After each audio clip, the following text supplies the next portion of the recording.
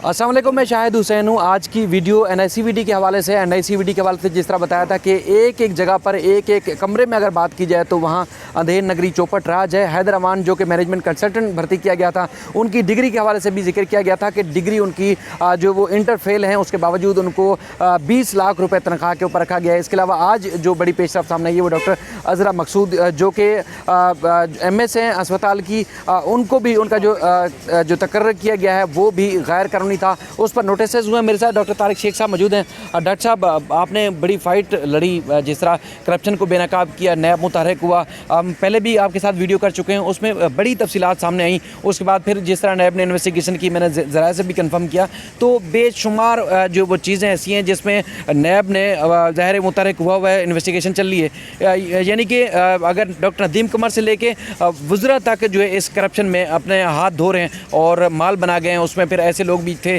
जिनको ज़ाती तौर पर नवाजा भी गया है। तो लेकिन जो दावे किए जाते हैं वो तो कहा जाता है कि एनआईसीवीडी फला फूला पूरे सूबे में जो वो हज़ारों बल्कि लाखों लोगों का जो है मुफ्त में इलाज कर रहा है। तो क्या जो इंटीरियर में जितने भी सेंटर बनाए गए हैं, क्या वो एनआईसीवीडी ने अपनी जेब से पैसा लगाया है या उनको किसी और सोर्स से मिले थे? अस्सलाम वालेकुम, थैंक यू वेरी मच।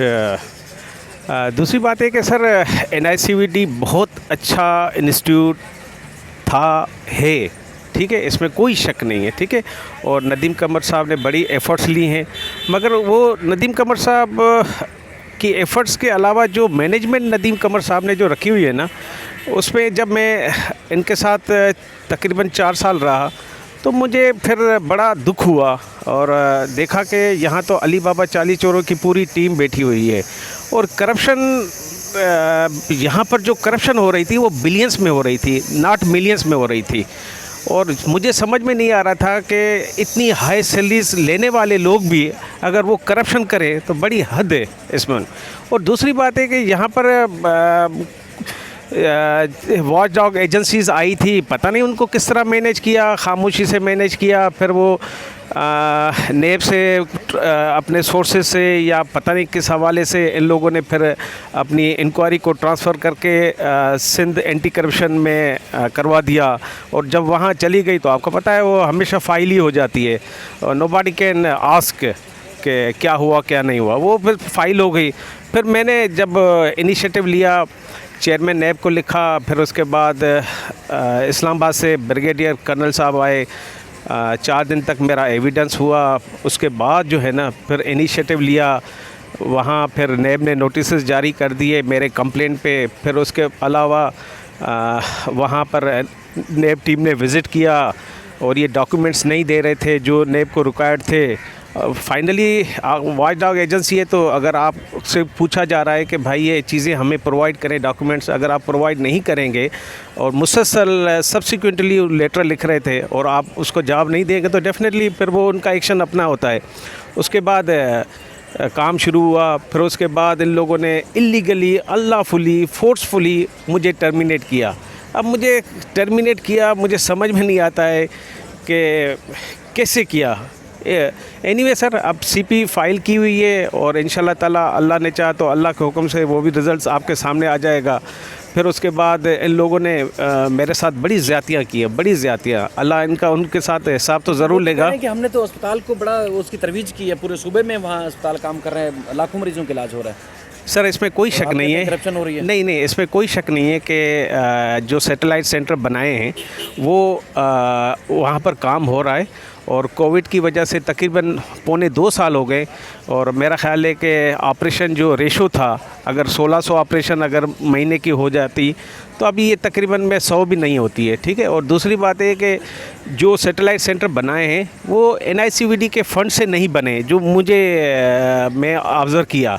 ना उन लोगों ने कोई ईंट लगाई, ना कोई ज़मीन ली, और पूरा इंफ्रास्ट्रक्चर जो है ना वो सिंध गवर्नमेंट का दिया हुआ है।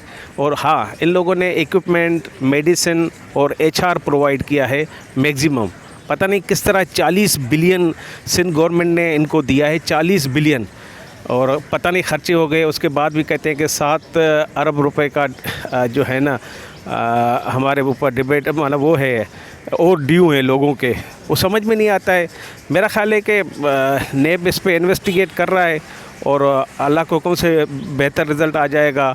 और इंशाल्लाह ये, कल्प्रेट जो अज़रा मकसूद साहिबा थी, उनकी तकर्री के ऊपर भी आपको पता है कि आपने जिस तरह सीपी आपने फाइल की उसमें नोटिस हुआ है। इससे पहले हैदर अमान साहब 20 लाख रुपए तनख्वाह लेते थे, करोड़ों रुपए अज़रा मकसूद साहिबा लेके गई। इस तरह और भी गैर कानूनी तकर्रियाँ हुई जिसमें नैब की इन्वेस्टिगेशन में भी इंकशाफ हुआ और हाई कोर्ट में भी बाकायदा दरखास्तें आ चुकी हैं। तो उस पर क्या क्यों मतलब अपने लोगों को नवाजा गया, क्या वजह थी? सर मैंने आपको बताया ना कि अली बाबा 40 चोरों का यहाँ टोला है, ठीक है, मैनेजमेंट साइड पे मैं सिर्फ ओनली बात करूँगा।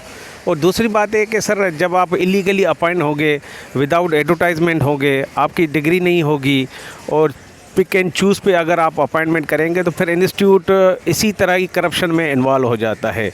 तो यहाँ हैदर अमान का 2019 से पिटीशन दाखिल हुई थी और बार बार नोटिस जा रहे थे कि आप कमेंट्स जमा कराएं और आज तक कमेंट्स जमा नहीं हुए। और 2 दिन पहले आपको पता है कि जज साहब ने बड़ा एक्शन लिया और उस पर फिर नोटिस जारी है। इन पर्सन नदीम कमर साहब को बुला लिया है कि किस तरह मैनेज हो रहा है, एक बंदा इतना क्वालिफाइड नहीं है और आप इसको 20 लाख रुपए कैसे दे रहे हैं। तो ये चीज़ें आएगी। उसके अलावा फिर अज़रा मकसूद का इंटरव्यू एज़ पर जो हमारे रिपोर्ट है वहाँ पर NICVD में वो कहा गया है कि इसका सिंध क्लब में शाम को 7-8 बजे इसका इंटरव्यू हुआ था, नदीम कमर ने लिया था।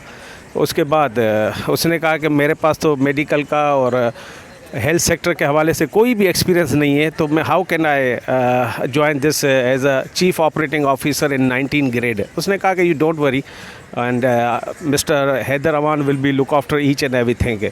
तो यहाँ अंधेर नगरी चरवट राज यही है। और पूरा उसके बाद किसी ने भाई अपॉइंट कराया अपना, किसी ने अपनी बीवी अपॉइंट करी है, किसी ने भांजा अपॉइंट कराया, किसी ने बहन अपॉइंट कराई है। वो मेरे पास पूरी डिटेल पड़ी है। ठीक है, तो बहरहाल ये बड़ा एक दिलचस्प मामला भी है क्योंकि जिस तरह दावा किया जाता है ख़ासतौर पर पीपल्स पार्टी की जानिब से कि एक मॉडल हॉस्पिटल है पूरे सूबे में, मुल्क भर से आने वाले जो लाखों मरीज़ हैं उनका इलाज होता है, लेकिन उन इलाज के नाम पर जिस तरह करप्शन और बदनवानी और गैर कानूनी तकर्रियों के जो केसेस सामने आ रहे हैं वो भी हिला देने वाले हैं। उम्मीद करते हैं कि जिस तरह नैब इन्वेस्टिगेशन कर रहे हैं, जिनकी दरख्वास्तें सिंध हाई कोर्ट से ज़मानत की मुस्तरद हो चुकी हैं, उनको शायद गिरफ़्तार किया जाए या उसके बाद फिर जो इंक्वायरी में मतलूब थे, जो मुख्तलिफ वज़रा और वज़ीर सेहत समेत दीगर जो कमेटी के लोग थे, उनके खिलाफ भी उम्मीद करते हैं कि अगर कार्रवाई होगी तो फिर मज़ीद इसका जो एक अच्छा चट्टा है वो खुलेगा, वो भी आपके सामने रखेंगे। और ये भी इतलात हैं कि यहाँ से जो पैसा ये लोग कमाते थे या डोनेशन के नाम पे, तो वो बड़े हाउस में जो वो वहाँ पर रिश्वत के तौर पर भी भिजवाते हैं। अब देखते हैं कि जो भी इन्वेस्टिगेशन होगी आगे चलकर आपको बताते रहेंगे। अपना ख्याल रखिएगा। अल्लाह हाफ़िज़।